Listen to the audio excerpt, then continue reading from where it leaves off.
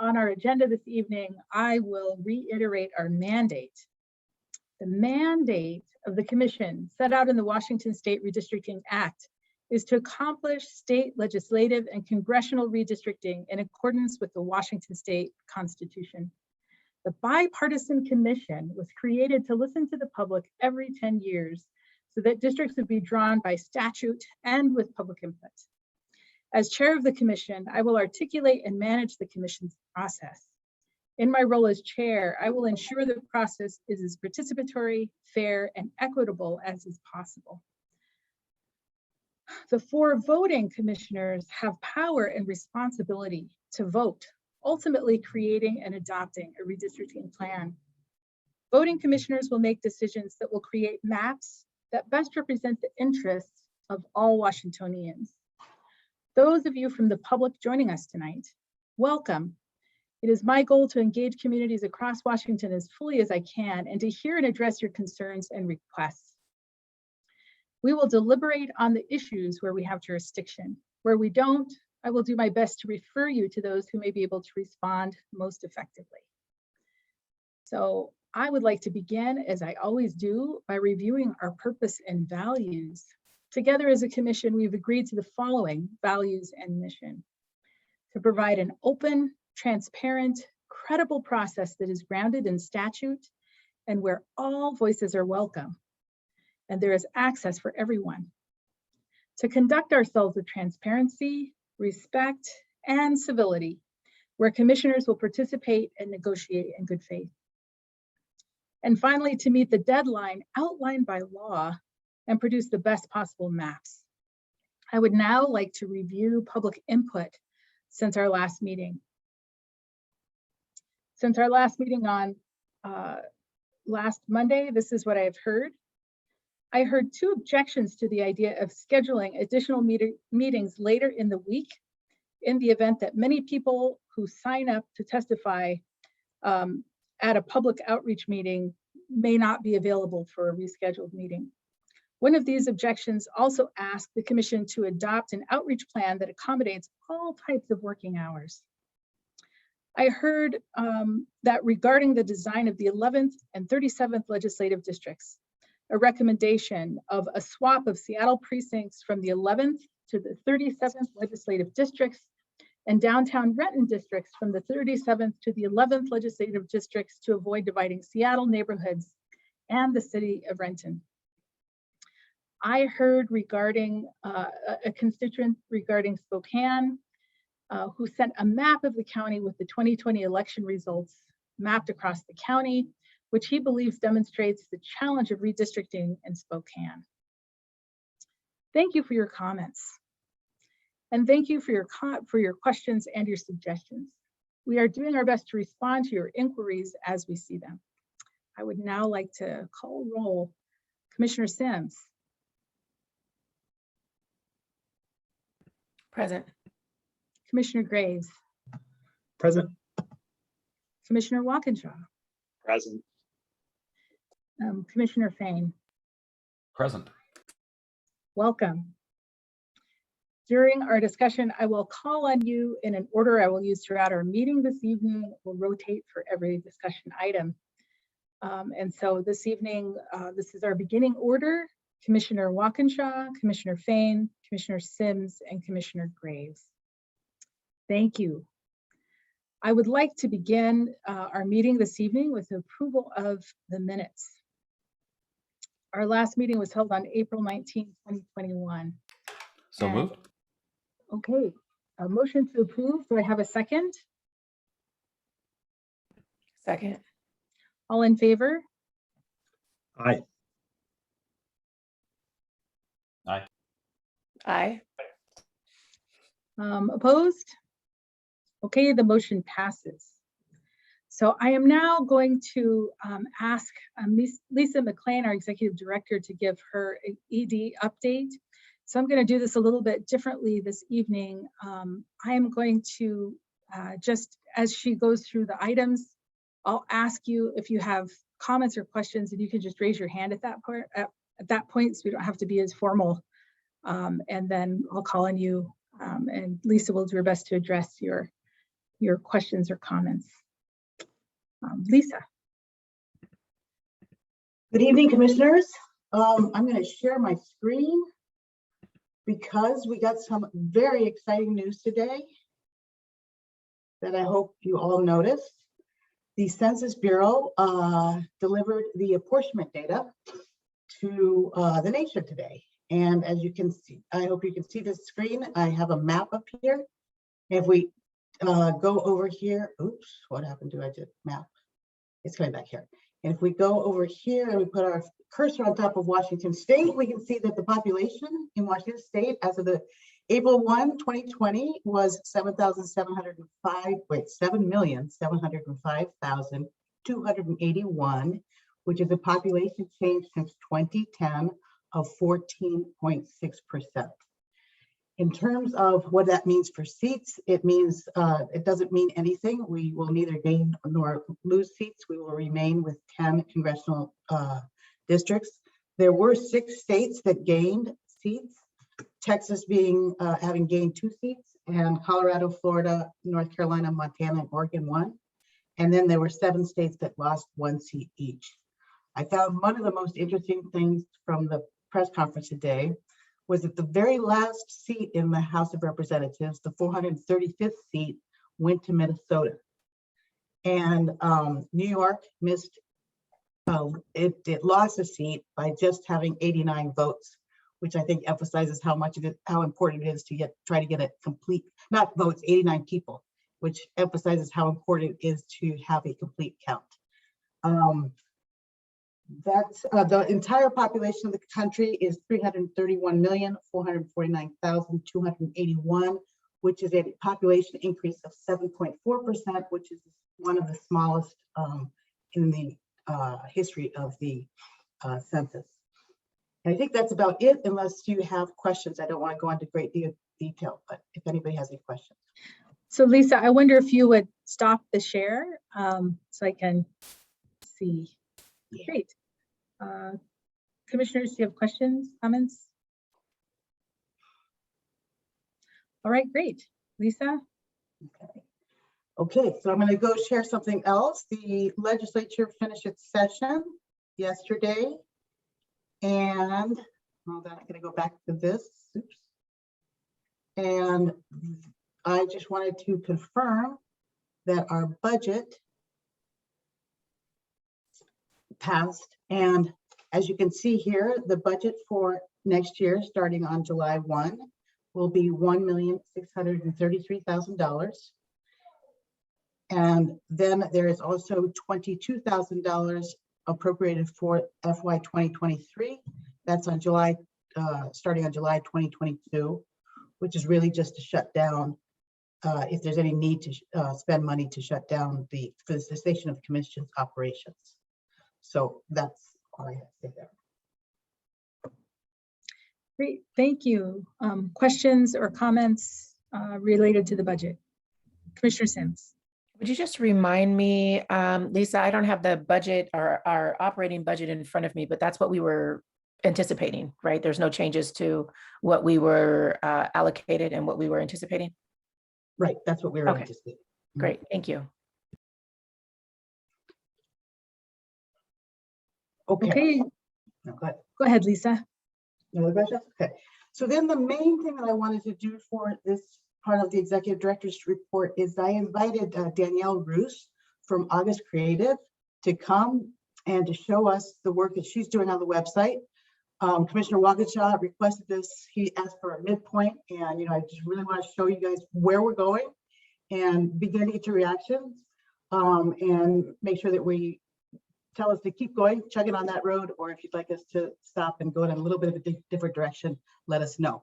So Danielle Roos from August Creative is going to come on now and share her screen, and also Jamie Nixon, our communications director, may have some things to add as she goes through things.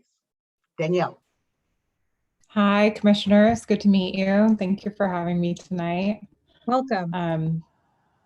And I think I will just pull up my screen. So today I went through, we've been working really quickly to put together kind of a branding suite and website layout and homepage design, and I'm going to share with you the very first draft of our homepage that has some of the branding in it and the site map that we put together. So, did you have anything you wanted to add, Jamie, before I pull up my screen? Great. All right. Everybody see my screen? I'll go full screen actually. So this is the very first, and hold on just a second so you don't have to see my browser. There we go. So this is our very first draft of the Draw Your Washington 2021 redistricting campaign.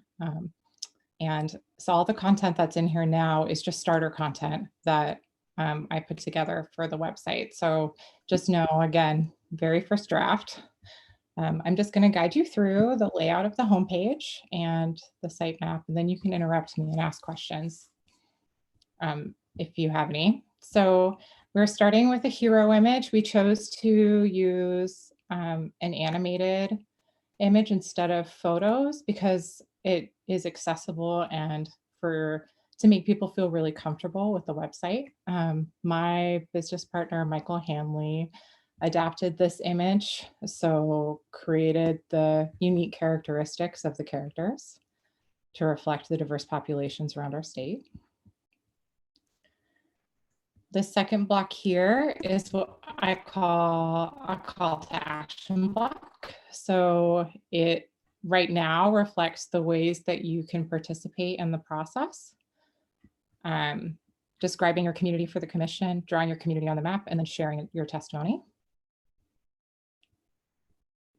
This is our mission block, which is where we'll reiterate the mission of the commission, your goals for the year, how you can participate, and it also has another call to action.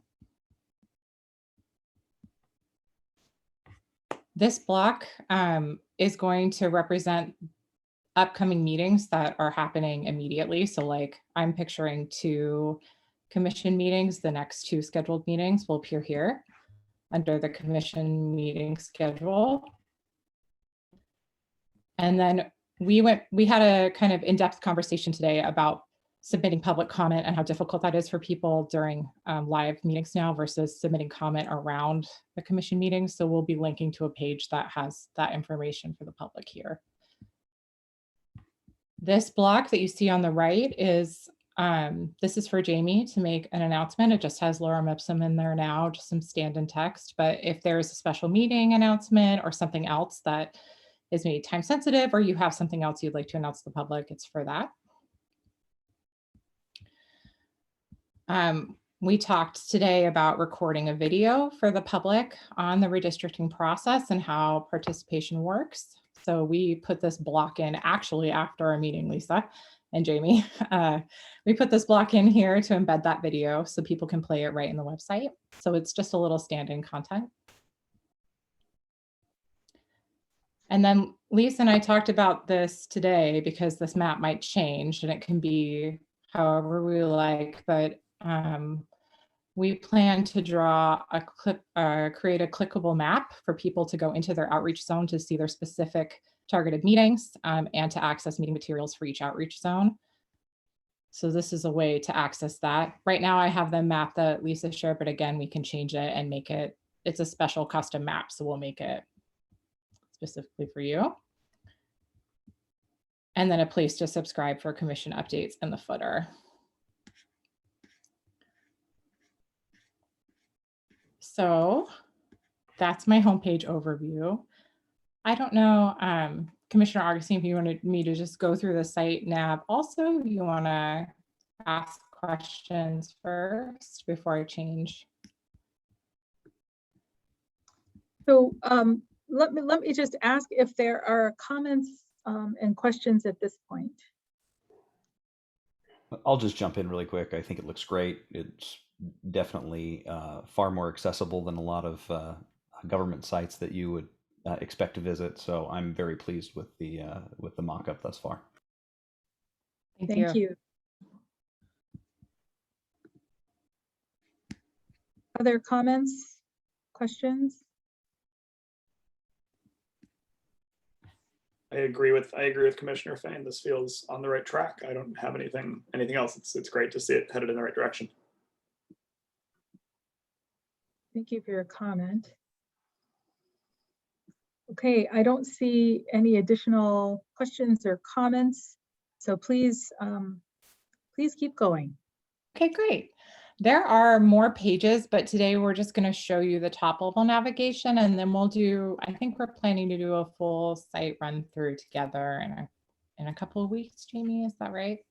So, well, as soon as we're ready. Okay, so we've been working on the site map, and Jamie has been working with me to, and so has Lisa, to kind of narrow it down, but this is our first draft. So we have the home tab, a top level participate tab, a tab about us, a tab about you, the commission, a tab just for public meetings, for media and contact. Underneath participate, we have a landing page on how to participate. One, to find your zone, so to locate your specific resources for your part of the state. And then these are going to be links to describe your community and to draw your community. Depending on which tool we go with, we might change this layout a little bit because those actions might happen in the same place. And then I might change the describe your community to be more specifically about submitting testimony outside of the main communication tool of drawing your map. Under About Us, I have this About the Commission page, which is a history, legislative history, and kind of how the process works. A commission staff page that is just, the full commission staff with brief bios, headshots, contact information, and then an evolving list of frequently asked questions, which we're right now adapting from the 2011 commission website and updating because it's pretty thorough. I'm sure you can do that. And the commissioners tab is going to have all of your headshots. We talked about legislative district, your city, and short bios. So that's a place for that there. The full meeting schedule, and then detailed information on how to provide public comment. And then public meetings is all of the meetings. So it'll be every meeting that's coming up, even for the zones, a complete list, and then past meeting archive, and again, a place for public comment. So I might change that a little bit, but I think it's important to have it in multiple places because there are multiple ways to contribute. Media has a news feed, so that's recent news from the commission, and then press releases, and then redistricting in the news, which is just going to be a summary of national news about redistricting efforts.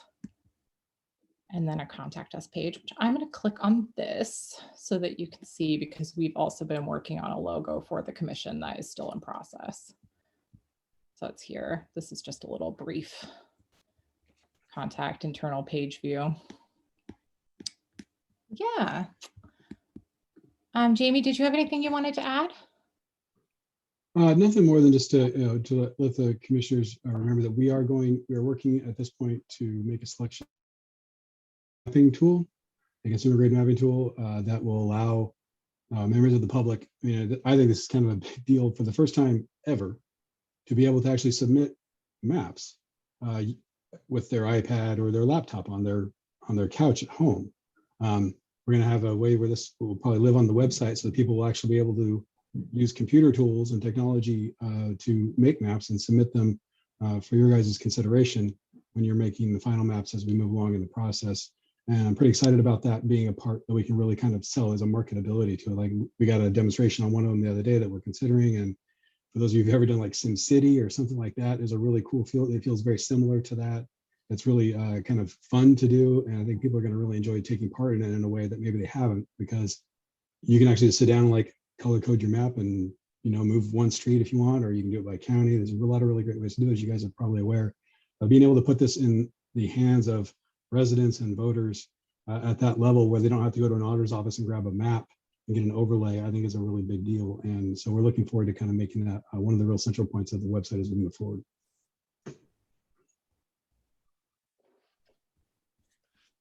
Thank you. Are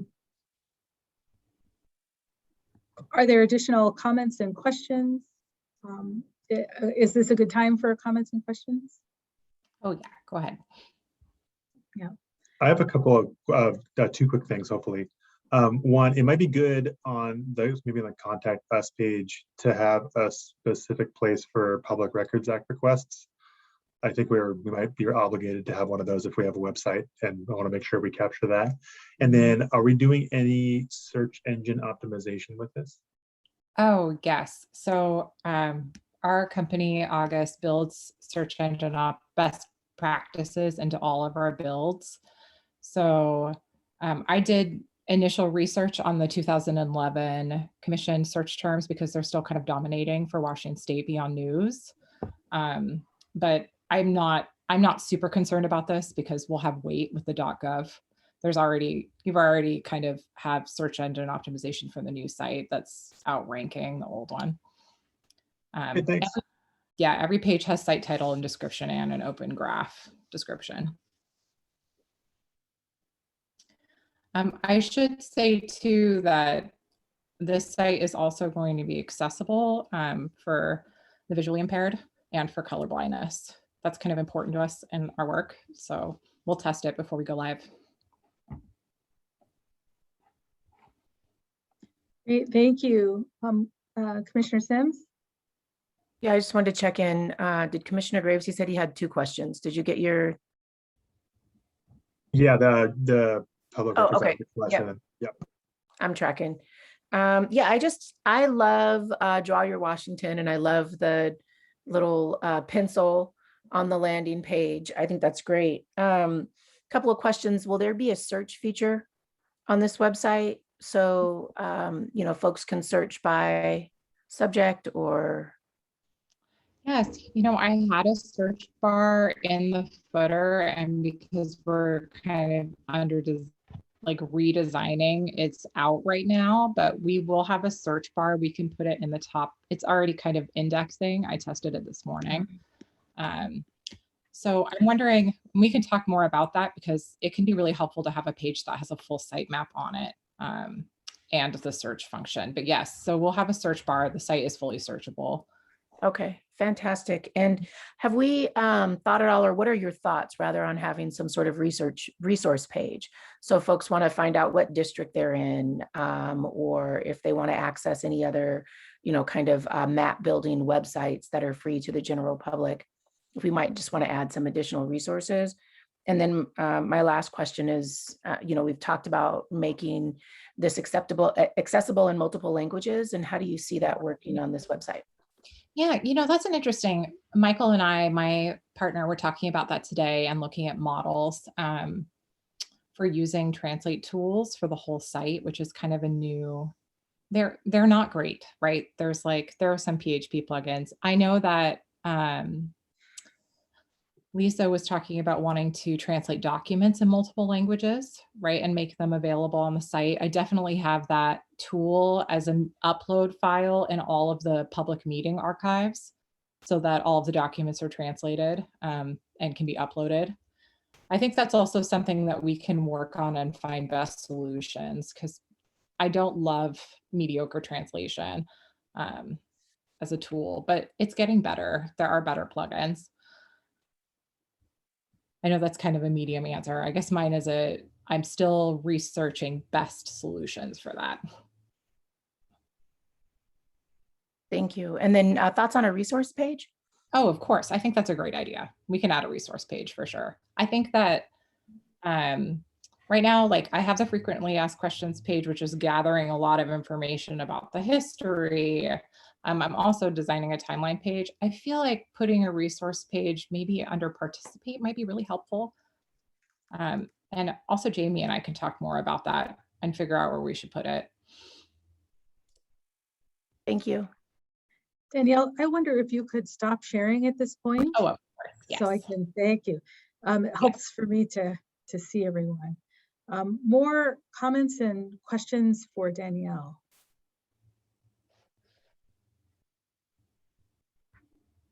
Great. Thank you, Danielle, for sharing your time with Thanks, us. everyone. It's exciting to see your progress.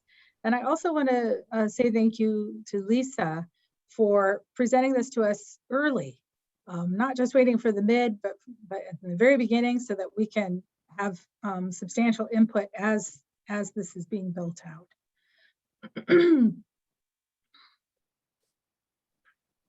Thank you, Danielle.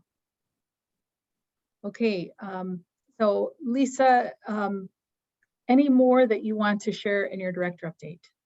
That concludes my update for this week. Great, thank you. The next item on our agenda is item 4. And this evening, I'm hoping that we can have, that we'll have some good discussion about our outreach plan. So we have been working on incorporating your comments into a schedule, and I've sent that schedule to you to take a look at. And what I'm going to do now is I'm going to walk through. We have now 4 versions of the schedule, and I'm going to walk through them briefly, and we can take a look at, you know, what features of each you want to keep or let go, and hopefully we can get to a good place of agreement on the schedule this evening. So I am going to share my screen.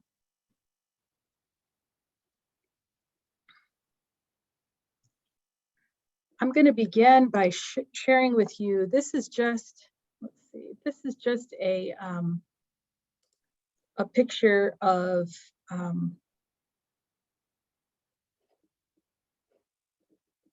our current congressional maps. Sorry, I'm not able to, let's see here.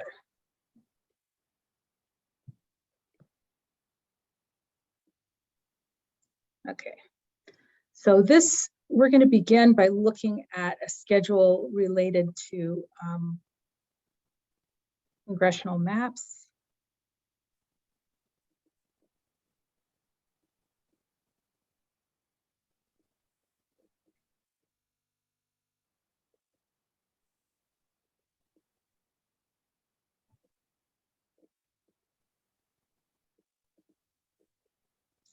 Okay, so this is a schedule that we've worked on. You asked us to think about what this might be like if we used our congressional districts as the sorting mechanism for a schedule.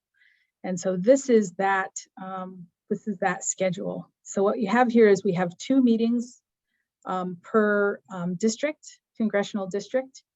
And so the key here, you see our administrative meetings and tribal education or consultation are in yellow. We would have 2 meetings per district.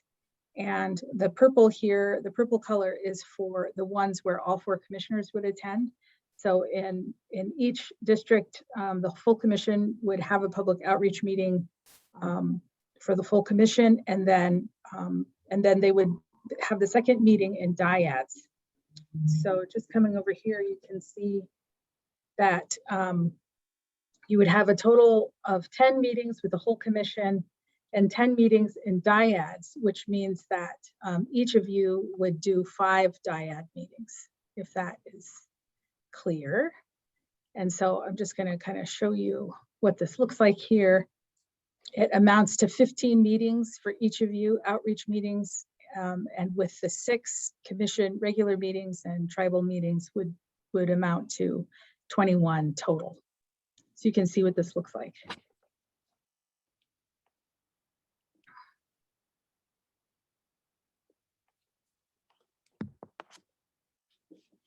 Okay. Next, I'm going to take you to our original version. In this one, we've created proportional districts, and this is the zones that you saw earlier in the map that was shown on the website, and I can share that with you too. We created that map really based on trying to determine regions with a shared sense of community. And so in this plan, that looks a little more complicated, as you can see here, we have the whole commission would attend, you know, 9.5, anytime you see a 0.5, that means that meeting is shared with another region. So, so essentially 10 meetings, and the dyads would do 16 meetings. And so there would be a number of meetings per region based on the population. So just see what this looks like.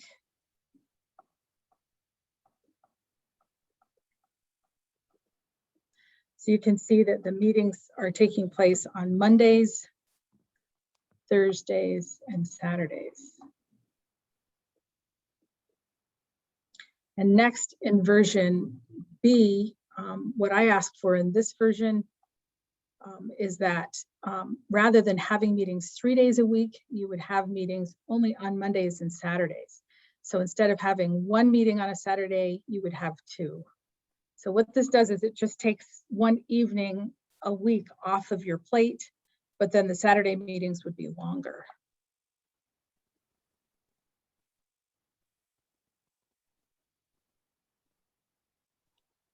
And then I think you've each had a chance to look at these. And then in version C, this is with the same regions as A, with the exception that we split Snohomish and King. So those regions are separate. But it doesn't substantially change the number of meetings. Okay, so I'm going to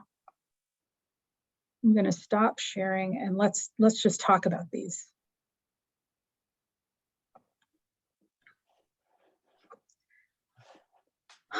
I want to ask, I'm going to begin by asking, version 4 is the congressional district version, and it seemed that many of you were wondering what that schedule might look like.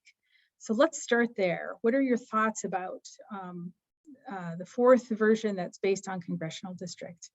And I'm going to start with Commissioner Walkinshaw. Thank you all for the really hard work on bringing these all together. So I know you all worked hard and I think incorporate a lot of feedback from all of us. To me, I think values that are important to this are simplicity. I think using kind of concepts that people are already familiar with. So rather than inventing new concepts, using concepts that people are already familiar with, that's an important value to me. And then a third is proportionality, so that we're doing this engagement in geographies that have roughly the same populations, so that it creates equity and fairness. So to me, and I also think just ease of time, I really am supportive of the dyads concept. I think that'll be probably good for all the commissioners' schedules. And I'm, at least on my behalf, I think we could probably mix and match between us, between kind of Republican and Democratic commissioners for ease of scheduling. But for me, this is my preferred plan, to go with congressional districts. I think it's simple. I think it's proportional. I mean, I think it draws on a concept that people are already familiar with, recognizing that those boundaries might shift slightly through the process, but it does seem the easiest to understand. Thank you. Commissioner Fain. I agree with a lot of the comments from Commissioner Walkinshaw, and I also do see value in the simplicity of not having yet another map of the state that's divided up in a way that, okay, so is this our COVID phasing map, or is this our vaccination map, or is this our redistricting public outreach map? So I do see the simplicity in the congressional districts. I'm going through and trying to see if all of the congressional districts are is the intent then to hit every district how many times in this? Twice. Hit them each twice.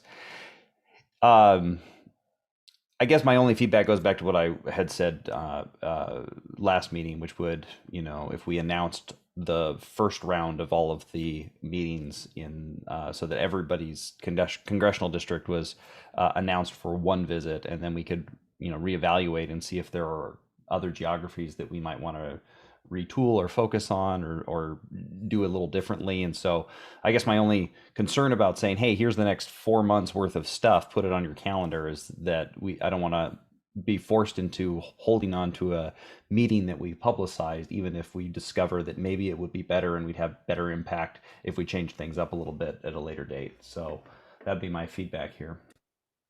Great, thank you, Commissioner Fain. Commissioner Walkinshaw, it looks like you wanted to comment on that. Oh, no, I was just nodding in agreement with Oh. flexibility later in the process. Okay, so a question I have about that, I'm going to ask this question and then move on. I don't expect you to answer it. I'm going to ask it and move on. A comment that I have is that our outreach staff, it takes quite a lot of effort to hold a meeting and to make sure constituents are informed and available and have the resources they need to get to the meeting. So we are going to do some things in advance because that's the thing that makes it the most accessible. And so Commissioner Fain, I wonder if our second round, if we can talk about that, because I agree with you, flexibility would be awesome. How do we balance between those things? I don't know yet, but I'd love to hear your thoughts about that. So next I want to ask Commissioner Sims, your thoughts. Yeah, thank you. And again, I appreciate all the work that went into these 4 different versions of these calendars. Any calendar that requires a key, I know, is a lot of work. So I appreciate that. I definitely agree with the congressional, just moving forward with 10 regions that are based on congressional districts. Thinking about what Commissioner Fain said and whether or not we want to have some flexibility depending on participation, I'm wondering if it would make sense for us to schedule May and June and meetings for all 10, 1 meeting in each congressional district for the month of May and June, and then reassess sometime near the end of May or beginning of June what the calendar for July and August would look like, depending on participation and how well this map works or this schedule works. I do, and I'm not quite sure how this would work, but I do think it's important if we're doing 2 meetings in each congressional district that we have 1 meeting on a weekday and 1 meeting on a weekend in each congressional district so that we can maximize participation, taking into account the various work schedules and scheduling demands that folks have. But I do worry about locking ourselves into a calendar for the next 4 months where we might, determine that we need some additional flexibility. So would offer that maybe we just schedule for May and June. Okay, great.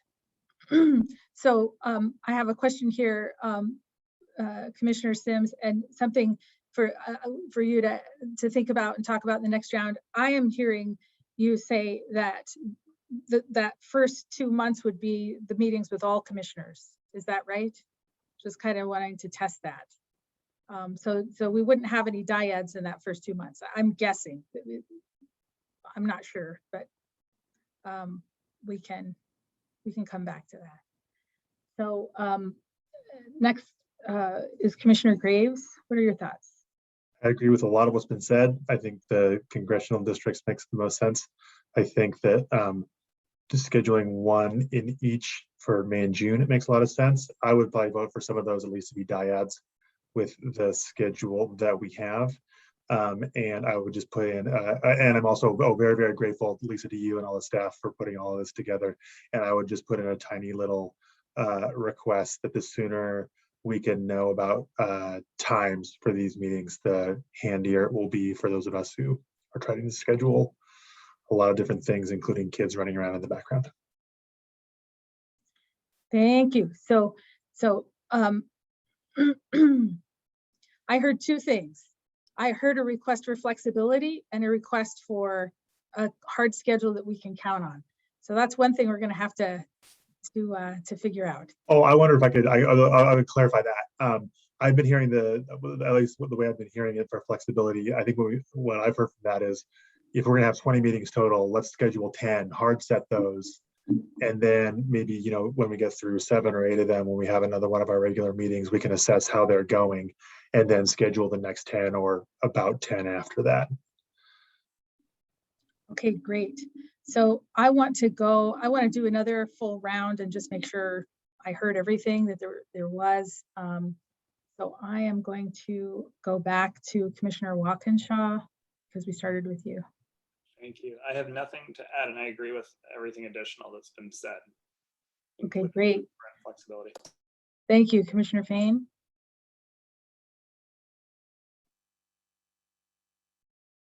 I'm sorry, you were on mute if you said something. Of course I was. I agreed with Commissioner Walkinshaw. Great, terrific. Commissioner Sims? Nothing to add. Agree. Okay, Commissioner Graves? It's like 15 or 20 more minutes worth of thoughts now, actually. Great. Oh, wait, no, I really don't have time. I'm good. Okay, so it sounds like we're getting to consensus on using congressional districts, which is fabulous. It's great progress. Thank you. And it sounds like the number of meetings you'd like to schedule the first 2 months, and then after we've gone through some meetings, schedule the next 2 months. So I have a question for you, and this is just this is a selfish question I'm asking to you, and I would love to hear your thoughts about this. Is it your understanding that I would chair all of these meetings, whether they are dyads or not dyads? So Commissioner Walkinshaw, I'd love to hear your thoughts on that. I honestly hadn't thought much about that. And I don't think it would be my expectation, but I'm curious also how you feel. So. Yeah, so I'll answer that question and then love to hear from the rest of you. So I feel better about that if we're stacking meetings on Saturdays. Like you, I have a full-time job, and it's very common for me to work 3 nights a week. So having Monday, Thursday, and then Saturday meetings is a tough ask, and maybe not a realistic one. But we'll see what you ask of me, and then I can respond to that. If we did, if you lost more time on your Saturday and the Saturday that you're scheduled, what we did with the stacking one is that I think those were all dyads, which meant that you didn't lose every Saturday. You weren't at every Saturday. Of course, the staff would be working all those Saturdays. I would be too, but to me, that feels easier than having an additional weeknight. Okay, so next, Commissioner Fain. I want you to do what you need to do. And if that is, you feel like you want to be involved in those meetings, then excellent. Love to have you. And if you need the night, then that's also great. I think there's one thing that we can't afford in all of this, and that's for our chair to burn herself out. And I know that with the last few months of getting this commission up and running, we have pushed you very close to that. So we're going to be happy, and I think I can speak for everybody without much hesitation that we're going to be happy if you do what you think needs to be done for your own well-being. Thank you. And what's not clear to me yet is what would happen if I weren't the chair. I mean, if I weren't there to chair the meeting, who will chair the meeting? I mean, I think we can figure it out, but it's an open question in my mind. I'm not quite sure yet. So Commissioner Sims? Yeah, I think what Commissioner Fain said is right. It's a lot of work, and you're right. We all have full-time, otherwise demanding jobs. In my mind, these meetings aren't business meetings. So I think if we have a clear agreement around the agenda and the process, then if you're not available or otherwise, if you make the decision based on whatever criteria to not participate in those meetings, then I think that would be for the same reasons that we're, making these dyad meetings to reduce the additional strain or to help with our limited capacity rather. I think we should be mindful of your limited capacity as well. So I think just consensus around the agenda and what the meetings look like is most important. And I think as long as we have staff on hand to help manage the logistics and make sure that we are all, honoring the agreed upon agenda, then I think to the extent that you are willing and available, it's your decision. Great, thank you, Commissioner Sims. I appreciate that. Commissioner Graves. I definitely do not want to burn you out, and I think we can probably figure it out without having you in every single one. The one thing I would really want then in any situation where you are not at a hearing is some really, really clear rules about time limits for public testimony and for how we do the order if there's more people who want to testify than there is time. Because if we tried to do any kind of thing where we were doing like rotating chairs, I'd hate to be in a situation where somebody thinks that they were unfairly cut off or unfairly weren't allowed to testify because somebody didn't like their politics. So if we had just some really clear rules going into it about how long people could testify and how we were going to decide what the order was, if there's too many, and then really stood firm to that, I think that that's the one downside I can see from not having to figure that out. Thank you, Commissioner Graves. In fact, this in our staff meetings, we've been talking about having some norms that we would actually post on the website around public testimony. And so I think we've got a handle on that, and I'll run those by you as we're getting there. I think as we're heading into this season of seeking public input, we will have some standards that will apply to every meeting, and we want constituents to know in advance what they can expect. So that's what we'll do, including having really clear cutoff for signing up, so that they would know in advance how much time they're going to have. Yeah. Okay. Well, thank you. I am so pleased with the progress we've made in terms of the calendar and schedule. Thank you. And so the next topic I'd like to talk about tonight is language. So we recognize that in order to be accessible, we want to provide access to as many people as we can. And language is a really important feature for accessibility. That being said, we also have some logistical challenges related to providing simultaneous translation. And what I mean by that is that when you are providing simultaneous translation in any language, it requires multiple translators available at the same time. So, and then you have a capacity issue in terms of how many, I'm not exactly sure I'm going to get this language right, but the number of channels that are available on Zoom to have, I think we have to have a minimum of 3 translators at once for a whole host of reasons, not the least of which being that 2 people are making sure that it's accurate, and they have to take a break every 15 minutes. And so we have a proposal based on this, and I'm going to run this proposal by you, and we'll just see what you think, and I'd love to hear your comments and questions.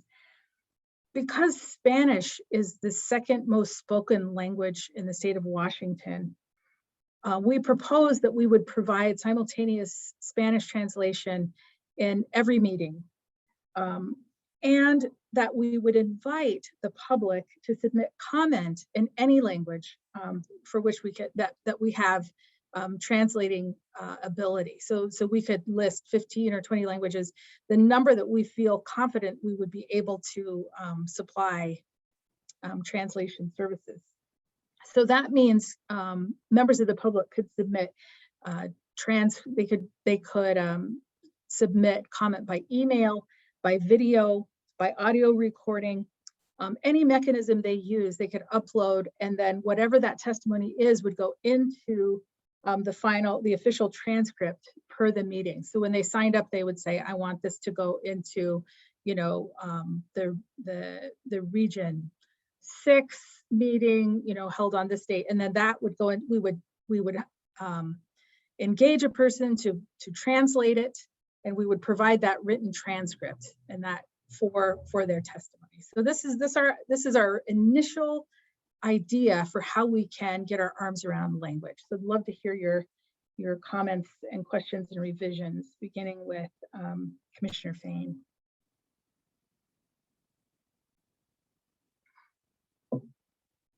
I'm sorry, Commissioner Fain, you're on mute. I keep pushing the wrong button, that's why. I think you've got a good plan there. I want to, again, make sure that we're in a place where we can adapt, and if there are other languages that that maybe aren't on the top list, but there's a great amount of interest from that community, I'd want to make sure that we were able to pivot some of the translation services. There are some that are built into Zoom, for instance, some real-time translation systems that are built right into the program. There are other third-party applications that can allow it to be, maybe you get a lot more languages than you might have been able to expect initially. So I just would, encourage folks to look into some of the services that are already existing for the platform.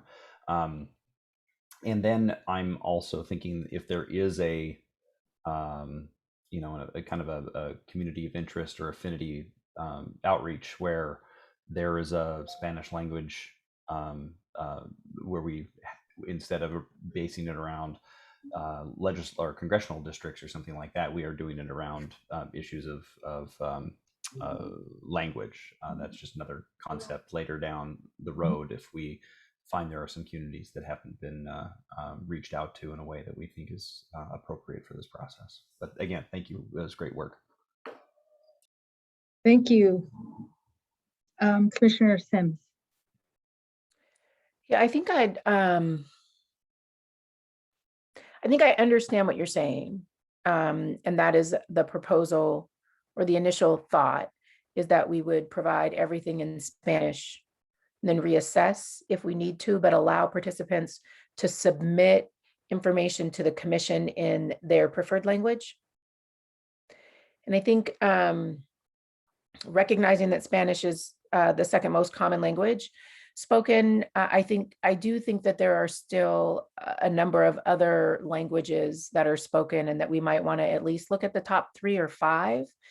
I think allowing folks to submit comment in their preferred language is one thing, but that's one-way communication, and whether or not folks feel like they have access to the information that the commissioners are sharing or that we're sharing as a part of this redistricting process is equally important. So I understand the logistical challenges, but really worry about limiting ourselves to just one additional language when there are so many other languages.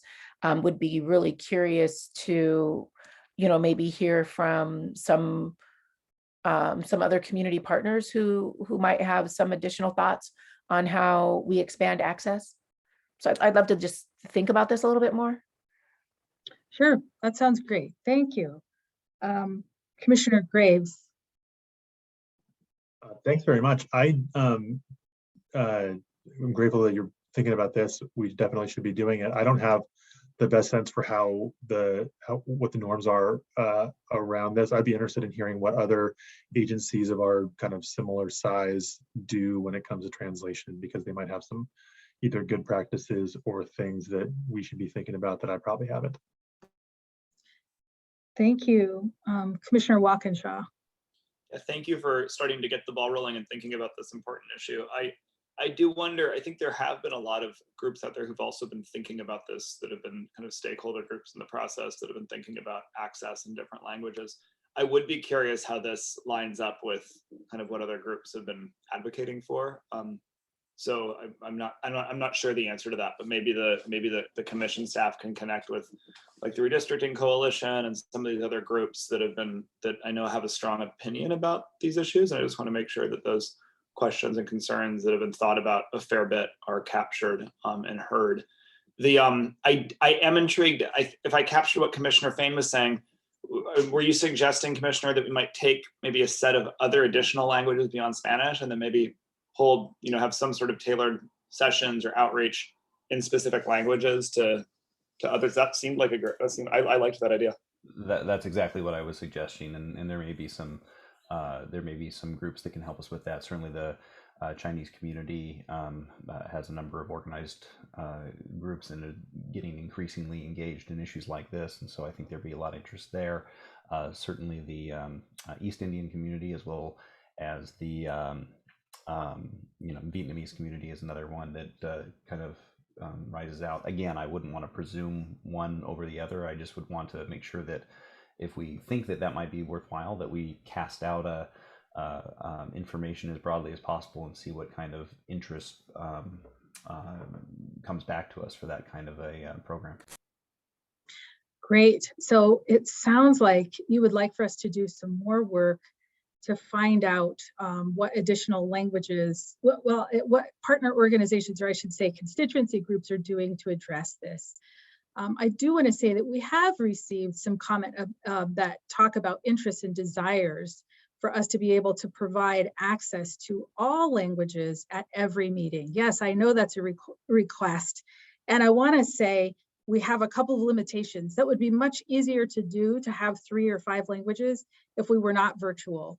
So if we were face-to-face, we could have a platform that would make that more possible.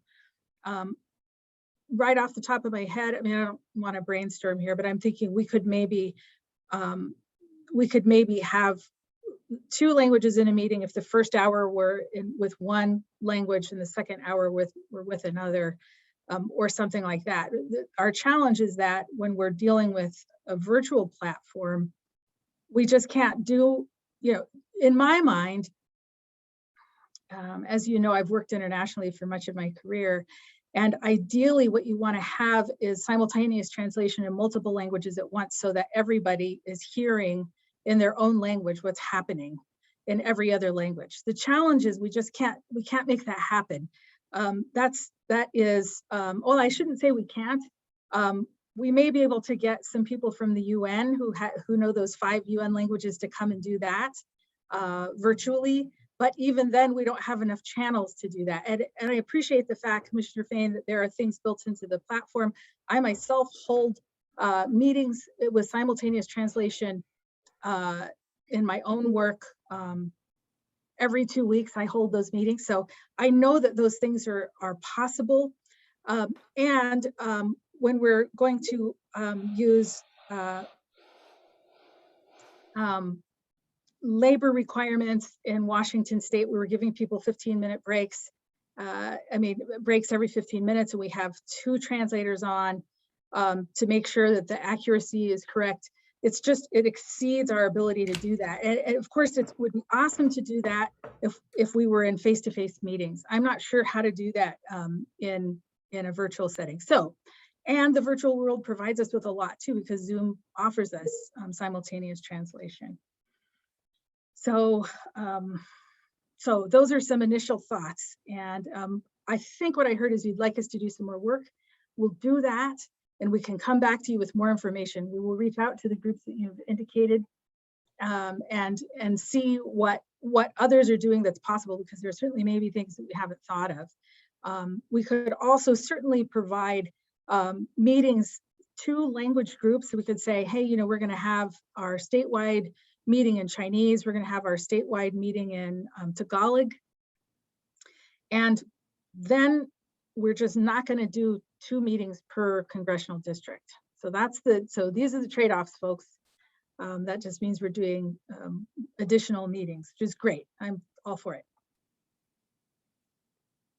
Any additional comments before we move on to the next topic? Commissioner Walkinshaw? No, okay.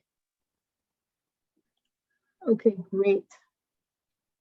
So another question that I wanted to address in this meeting that has come up is, what are our meeting venues? And so that is to say, how will we hold meetings and where will they be?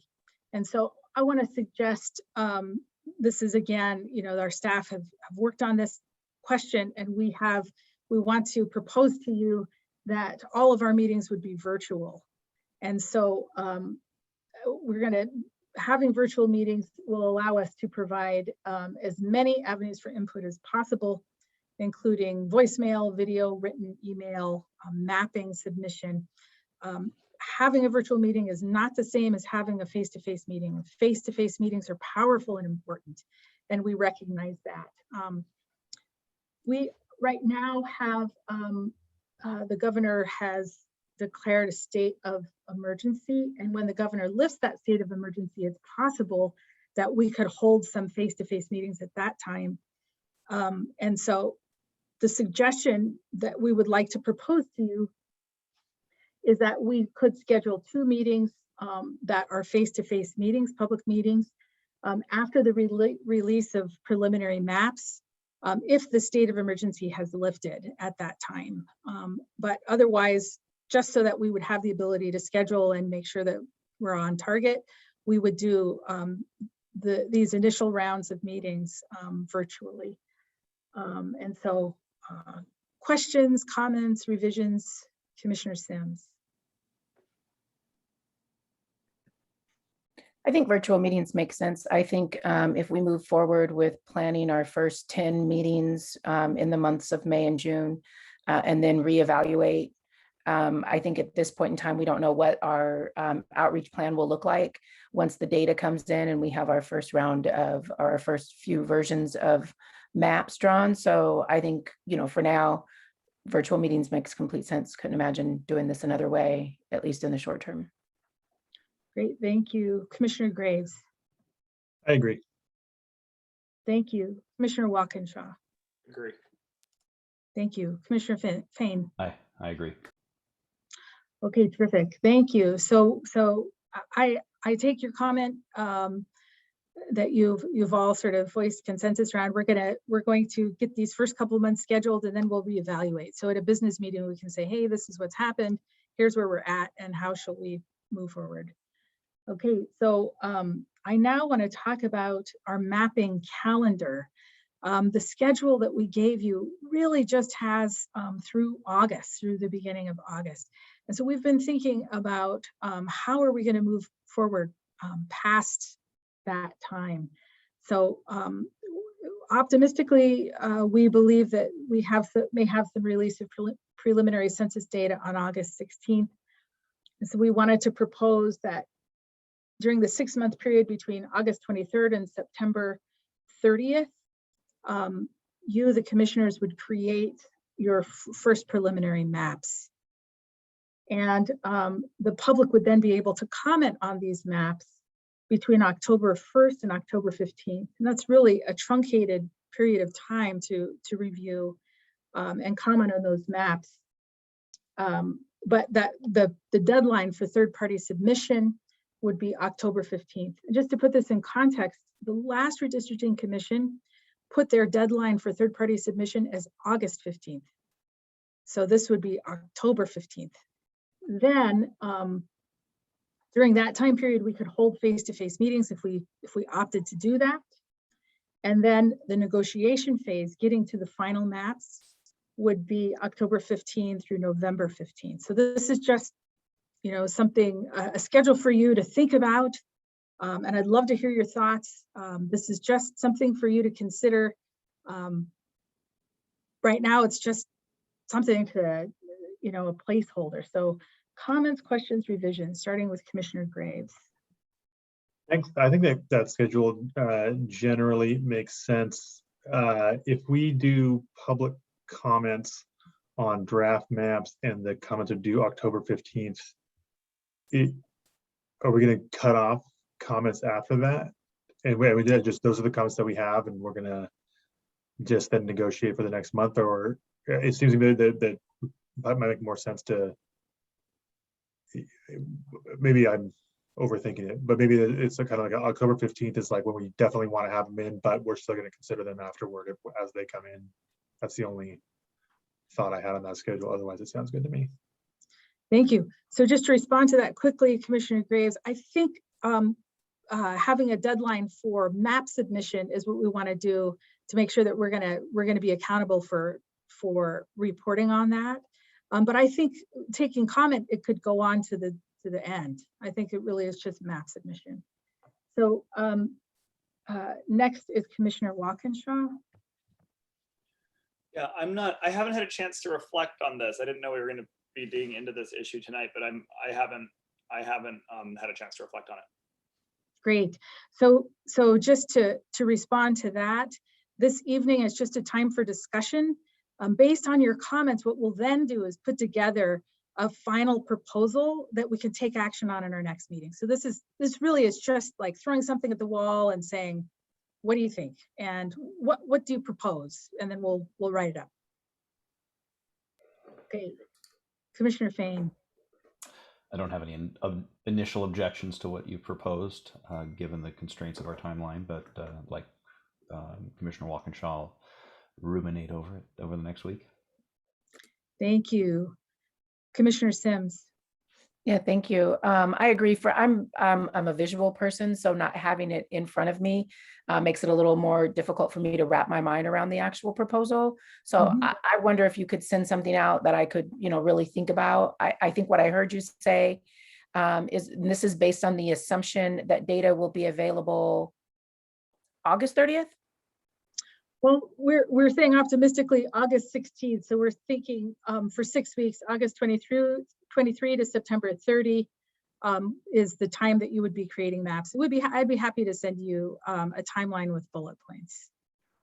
Well, I'm just wondering how much energy we want to spend on this based on an assumption, and when we might know for sure when the data will be available, and if we want to make decisions based on that, because I think I could spend a lot of time, thinking about possibilities. And then, we could find out that the data isn't actually going to be released until September 30th.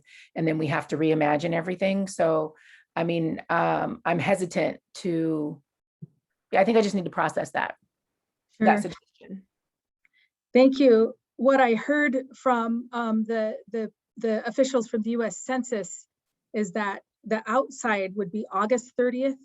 So our technicians would be able to manipulate that data, but there wouldn't be a version available for the general public until September 30. That's what I heard from, let's see, James Whitehorn, I think, was the person who came and testified to us. Lisa, is that what you remember? Yeah, they're increasingly focused on August 16th as the date of the release of the legacy format. It will not be the legacy format data that will not be usable until we manipulate it. We still are investigating that, but we think that it can be manipulated into a usable format, not by the general public, but by the map makers within a week. But we are trying to confirm that. So just to ground that a little bit more, what that means is that it's going to come to us in code, and experienced technicians will be able to move that around. So what I remember hearing from James Whitehorn is that they would release that to us, but then it would take them an entire month to develop the interface so that the public would actually be able to manipulate that, those people who don't have GIS degrees or programmers. So we're operating on the assumption that we will have staff who will be able to do that. Yeah, I just worry about setting an unrealistic expectation for the public, and want to make sure that whatever commitments we're making, we're able to honor.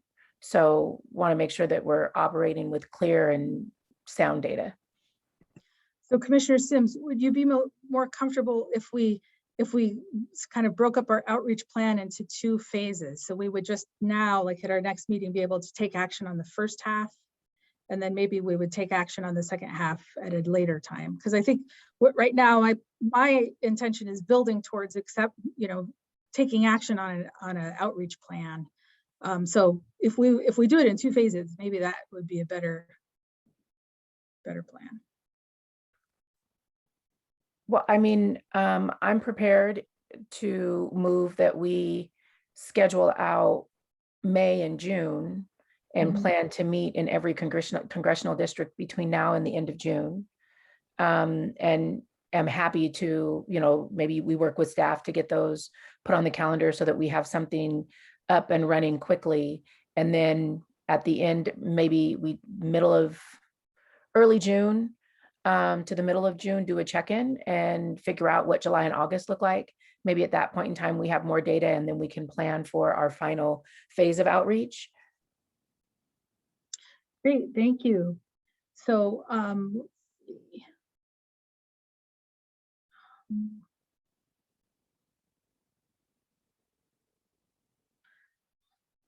more to say about this topic. I think I have enough for us to carry on. I think so that we can come with some more grounded proposals. Commissioner Walkinshaw. Oh, okay. Okay, great. So next I want to talk about, since we're talking about our outreach plan, I would like to talk about methods.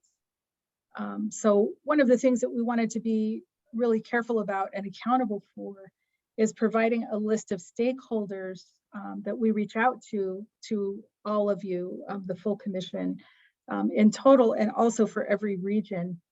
So we would like to provide these to you for comment throughout the outreach period to make sure that all of your wisdom is being used to make sure that we're getting the full catch that we can and reaching out to all of the constituents in a good way. I also wanted to highlight that the dyads would vary, and in the next schedule that we present to you, we could have names in there instead of just dyads, so that we could start to try and get a handle on who's going to be with whom. And so in the interest of building a relationship, we can have every other one would be with a different commissioner. So of course, every dyad would be bipartisan, but we were imagining that you would trade your partner periodically and often. So comments, questions, revisions, beginning with Commissioner Walkinshaw. Nothing to add. This all sounds good. Commissioner Fain, Agreed. Sounds good. Commissioner Sims, Sounds good. Commissioner Graves. Sounds great. Thanks for the thought. Put into it. Terrific.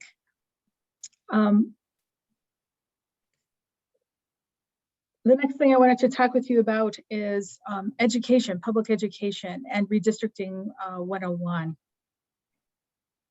So one thing that we've explored and talked about is creating an animated video to explain the process of redistricting, how to submit comments, etc. And so this could sit permanently on our website and would provide an understanding to the public of what kind of testimony we're looking for and how to engage.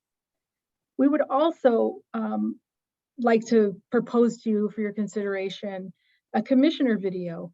And this video might be played at the beginning of every single meeting. This video would include all 5 commissioners. So each of you would have a spot in it. And you would be the speakers explaining a portion of the process. And if this sounds like a good idea to you, I would like to think about how we could accomplish that recording.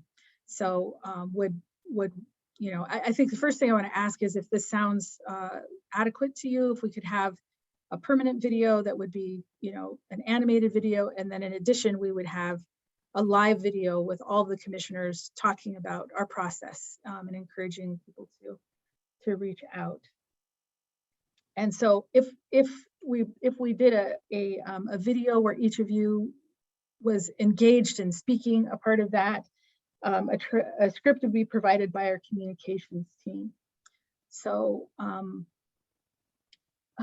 comments, questions, and revisions, and beginning with Commissioner Fain. I do like the idea of an animated primer on what redistricting is and how it works. A nice little one-on-one video that is branded with the state and is specific to the state. We could find 15,000 examples of these on the national level, but I think it's interesting to be able to focus on Washington and maybe some of the things that have happened in recent years that are noteworthy. In terms of the commissioner video, I guess my explanation of where the benefit would be is that I want to have the shortest dog and pony show possible prior to inviting public comment, because again, as I've been involved in a number of these public hearings before on different topics, it usually starts with an hour of staff reports and the people who have all the access in the universe eating up all the time, and that's really not the purpose of these. And so if there is some information that we want to get out about either who we are or what our process is, and we want to truncate it into a little 3-4 minute video, and then never talk again for the rest of the meeting, so that we can listen to the folks, then that would be just dandy with me. Great, thank you, Commissioner Sims. I agree. I love the idea of doing a video. Would like to keep it as brief as possible. Also, you know, think it would be really cool to consider doing videos from just members of the general public about why they care about redistricting. Maybe it's not part of the same video, but something that we could do as part of our outreach as well, putting a real face on, you know, the folks in Washington who care about redistricting. Terrific. Commissioner Graves. I like all of it. Happy to be involved in whatever video you and the group end up thinking makes sense. Thank you. Commissioner Walkinshaw. Nothing to add. Okay, terrific. I appreciate that. And I appreciate your willingness to participate as we work through the difficulty of trying to nail down some of these things. I recognize it's challenging, and we are working on getting to consensus on a lot of these matters. So that's the end of what we had to present to you tonight in terms of an outreach plan. And so want to make sure that that I understood clearly. I think that the proposals that we are bringing to you tonight, Lisa, I want to confirm that you're going to be able to get these out in writing quickly for consideration. Sure, yeah. Okay, great. I think I can get something done by noon tomorrow. Okay, so if you can be looking for those, and I think I also heard what we're really wanting to take action on Monday, at Monday's meeting, will be getting through the first 2 months of outreach. I think that's what I heard. Can I ask a process question? Do we Sure. need to bring that up at the next meeting? It seems to me like there is consensus among the voting commissioners that, scheduling for the first 2 months is good. Can we just move forward with this and trust our staff to come up with a calendar? I don't know that we need to wait a whole nother week. I would agree with that. I think that if there are times that we've been scheduled for where we have a conflict and we need to swap with other commissioners to fill out the dyad, or if for whatever reason there's not every commissioner is able to attend every time, I think I'd agree that we should put it on paper and push it out the door. Great, thank you. Okay, I'm not seeing any objection, and we're not taking official action, of course, but I appreciate Commissioner Sims, your suggestion that we maybe don't need to take official action. So I appreciate that. Well, now we are at agenda item number 5, which is public comment. And so I'd like to move into the period of public comment. You're always welcome, those of you from the public, to sign up for the public comment period. We do cut off registration at noon on the day that we hold a meeting. Make sure that we have a sense of who's going to be testifying in a meeting. We have just 2 participants who wish to make public comment this evening, so we will assign each speaker 3 minutes. Tonight, our web tech, Sean Murray, will facilitate public testimony so that I can attend to what you're saying fully. Sean will call your name, at which time your status in Zoom will change from observer to panelist. When Sean calls your name, you will have 2 minutes to speak, and a countdown, or 3 minutes, excuse me, and a countdown clock will appear on your screen. At the end of your allotted time, you will be muted. We realize that 3 minutes is a very brief time in which to share your comments, and we're interested in what you have to say, and urge you to send your written comments to us via the following email address: comment@redistricting.wa.gov. So at the end of your public comment, I'll ask if the commissioners if there are questions or comments they want to make, and we'll proceed from there. So thank you, Sean, for being with us tonight and helping to facilitate this process. Absolutely, and good evening, commissioners. We had 2 individuals sign up for public comment tonight. Only one is actually in the meeting. Jeffrey Olson is available. Jeffrey, whenever you are ready, please begin. Oh, hopefully you can hear me. Can you hear me? Yes, we can hear you Welcome, loud. Mr. Olson. Sorry I missed last week. Firewall problem. We're glad to see you this week. Okay. I want to first focus on commissioners not to spend too much time on districts that really won't make a difference in the election. It's like Republicans wanting to control the 7th congressional district. It's not going to happen. Or for Democrats think that they can win outright the 4th and 5th. I feel mathematically it's not going to happen. What you should be focusing on those races which are contestable for the congressional districts. And I won't name them. I do know that when Tom Foley was elected to the 5th congressional district, the 5th was mainly all of northern